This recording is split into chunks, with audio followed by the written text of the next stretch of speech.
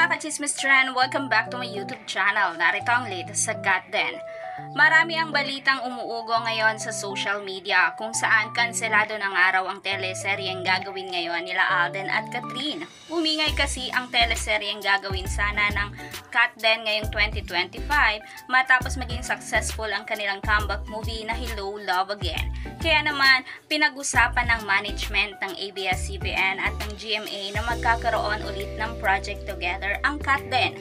Ngunit nawindang ang Katden fans nang sabihin ni Alden na magpo-focus muna siya sa kanyang hosting career. Ganon pa man, hindi nga nawala ng pag-asa ang fans ng Katden na magkakasama muli sila Alden at Catherine.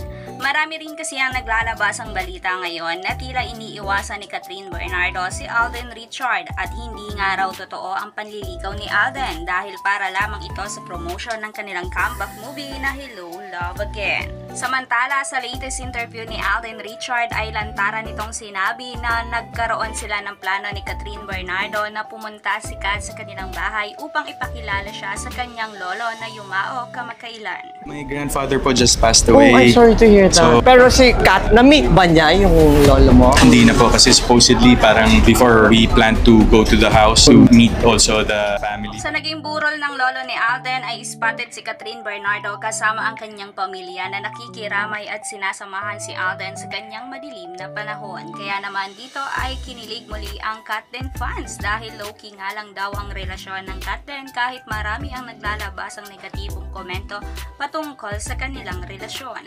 Kaya mga kachismis trend, ano ang opinion nyo sa usapin na ito? Comment down below, and if you like this video, please subscribe my YouTube channel and click the notification bell para mas updated ka kachismis trend. Thank you for watching!